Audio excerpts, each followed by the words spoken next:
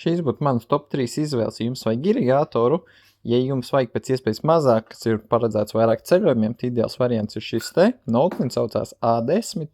Viņš tik maziņš, tāpēc viņš ir vienīgais, kurš jauc gaisu kopā ar ūdeni. Katrs tas šāviens tikai 2% ūdens un 98% gaisa. Kādēļ viņš var būt tik maziņš? Viņam ir forši pa taisno USB-C. Starp citu visiem modeļiem, ko es tagad rādīšu, ir USB-C uzlāde pa taisno.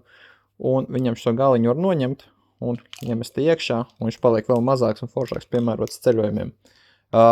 Bet ja jums gribās kaut ko lielāku un jaudīgāku, tad es ņemu droši vien šo te GUM 365. Viņam ir 5 dažādi intensitātes līmeņi.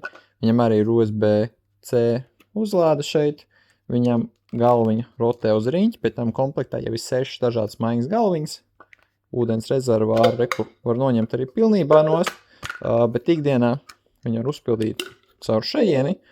Un viņš ir mana otra izvēle, ka viņš ir šobrīd lētākais no irigātoriem, bet viņš ir tieši tikpat labs kā vispārējie lielie irigātori.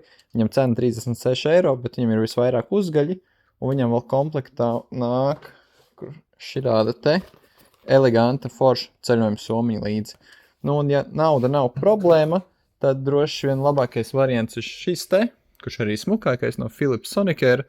Power Flosser 7000 sērija, viņam jau ir vairāk tīrīšanas režīmu. Katram režīmam var mainīt dažādu to intensitāti, kur rokturīts viņam smuku uz magnētiņu pieķerās klāt. Un ir liels ūdens rezervārs, bet šis ir paredzēts piesprost pie rozetes. Līdz ar to jums uz izlietnes vajag gana lielu vietu un rozeti, kur nebūtu pārāk tālu no paša aparāta.